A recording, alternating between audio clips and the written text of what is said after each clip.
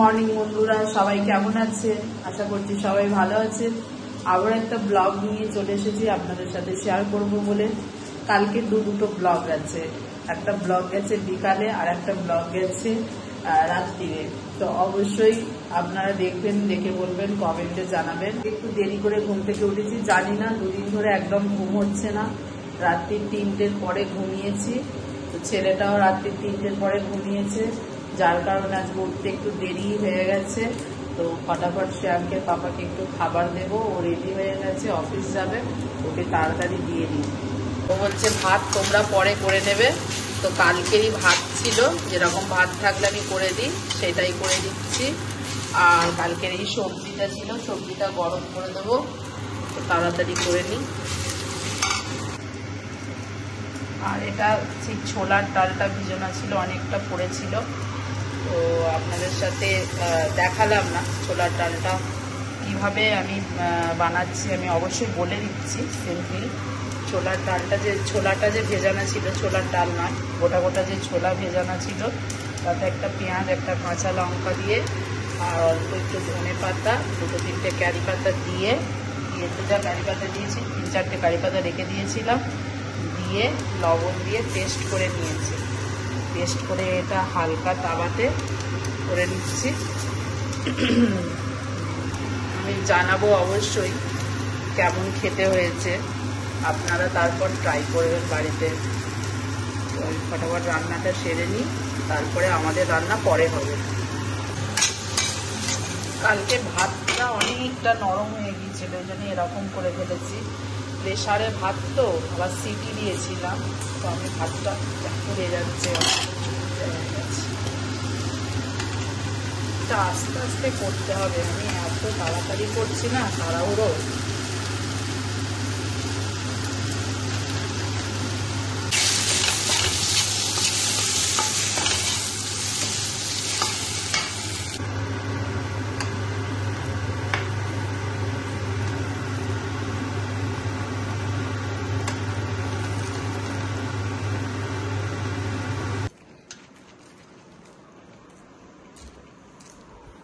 খেয়ে দেখে বলো কেমন হয়েছে। হ্যাঁ, খেয়ে দেখেছি, খুব সুন্দর হয়েছে। এরকমই কিছু নেই, সামান্য তেল দিয়েছি, একদম অয়েল ব্রাশ মতো। আর এটা কি বলতো, প্রোটিনও প্রচুর থাকে। হ্যাঁ, আর ছোলা কড়াইকে করেছিলাম প্রেসারে।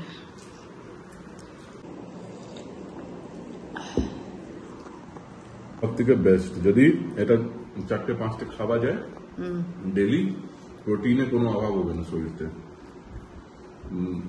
চনাতে প্রচুর প্রোটিন থাকে।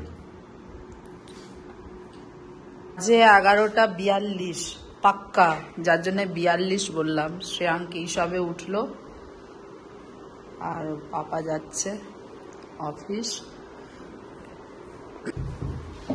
যাসনি এখনো, মুখ টুক ধুসনি, যাসনি। প্রত্যেকদিন শ্রেয়াঙ্কের পাপাই কাজরার প্যাকেট অফিস যেতে যায়, ওখানে আছে কাজরা ফেলার ডাম। হ্যাঁ ভাই, ফেলে দেয় নিয়ে গিয়ে। এখানে একটা ম্যাগি ছিল শ্রেয়াঙ্কের জন্য, এই তো শ্রেয়াঙ্কের জন্য হাফটা বানিয়ে দিই। হাফটা বানালে কম হয়ে যাবে, আবার পুরোটা বানালে বেশি হয়ে যাবে, কিন্তু খাবে না। আমি এই সিম্পল ম্যাগি খাই না। আমি ওই সেদিনকে সবজি দিয়ে করেছিলাম, অল্প খেয়েছিলাম, নাহলে আমি জীবনে কখনো ম্যাগি খাই না। শ্রেয়াঙ্কে একটু ম্যাগি বানিয়ে দিই এখন। মুড়ি এনেছিলাম এত বড় প্যাকেটে, মা আরো আনতে বলছিল। আর এই মুড়িটা আজকেই শেষ করে দেবো, ভিজিয়ে একটু খেয়ে নিই। মুড়িটা ভিজিয়ে খাবো, কারণ আছে, কারণ মুড়িটা অল্প নিঙিয়ে গেছে।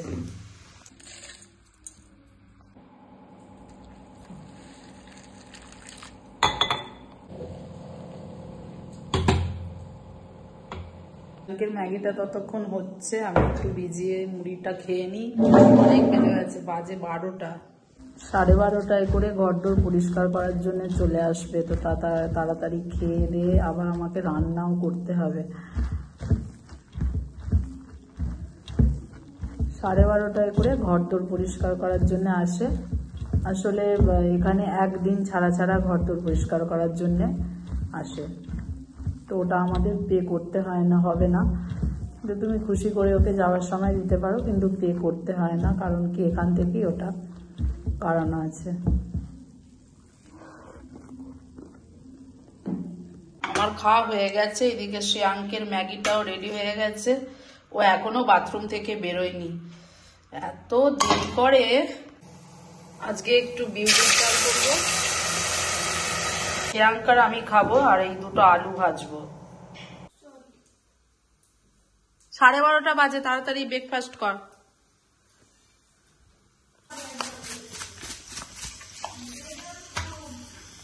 এই আলু আর কপিটা একটু ভাজবো, এটা একটু হালকা ভাপিয়ে নিচ্ছি নুন হলুদ দিয়ে।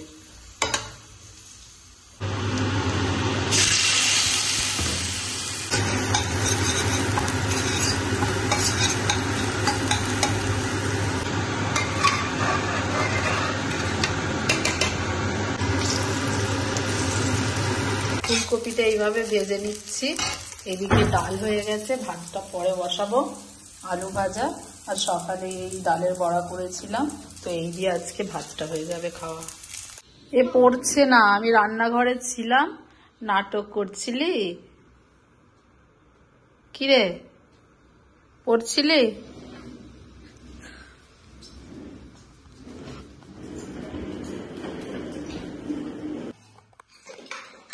খাবার দিচ্ছে মা আমাকে।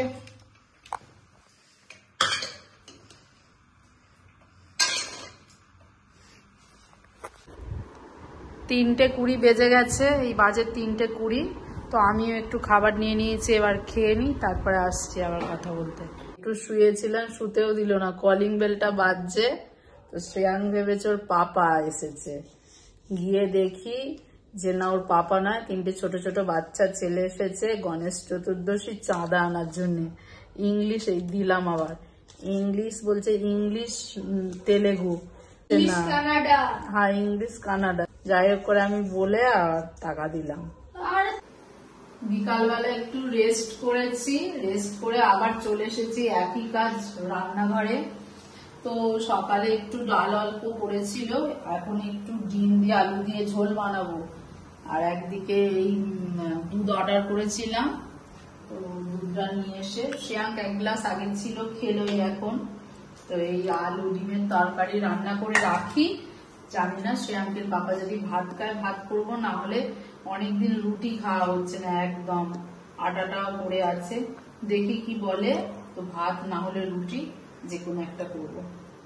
আমার কাছে দেখ খুন্তি আছে, খুন্তিটা দে তো, দেখ একটা খুন্তি ভিতরে পাবি, ডিমটা ভেজে আর এই ডিমের ঝোলটা বানিয়ে ফেলি, পেয়েছিস?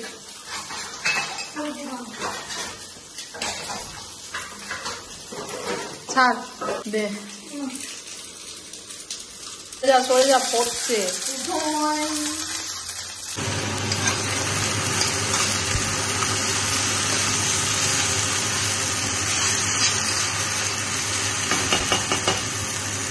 সব মশলাগুলো একসাথে দিয়ে দিয়েছি, আদা রসুন পেঁয়াজ টমেটো মশলা সব পেস্ট করে, আর একটু জিরে আর তেজপাতা ফোড়ন দিয়ে দিয়েছি।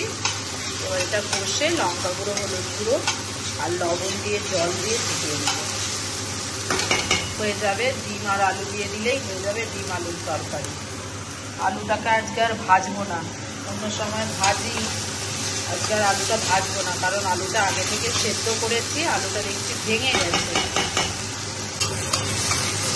আজকে একটু এই তরকারিতে সস দেবো, টমেটো সসটা পড়ে আছে, অল্প একটু দিলে ভালো লাগে, তবে রুটির সাথে ভালো লাগে টমেটো সস। জানি না শ্রেয়াঙ্কের তবে মিষ্টি রুটির সাথে ঠিক আছে, কিন্তু ভাতের সাথে একটু ঝাল তরকারি ভালো লাগে।